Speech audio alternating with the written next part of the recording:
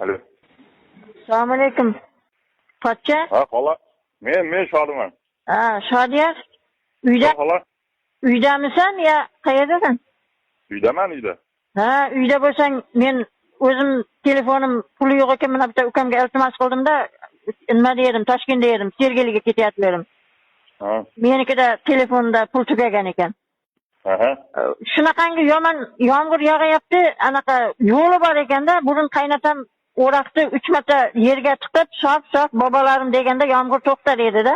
Shuni qilargin, men uyda emas edim. Nima qilaveray? Ayamga aytmoqchi edim, men sen chiqib qolding, mayli, endi senga ham aytaman. Ha, mana xolam opamga beryapman. Ha, opangga bergin. Alo.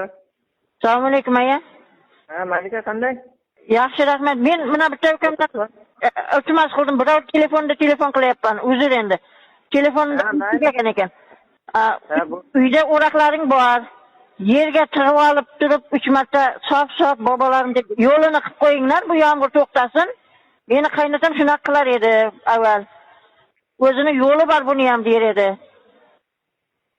Nimani deysan? Voy, hali tushunmabdi-yu bular, anqolmabdilar. O'raq borku, o'raq. Tushundingizmi? Nima deysan? Qaytadan gapir. O'raq borku, o't o'radigan o'raq. O'raq? He? Nima qilish kerak uni?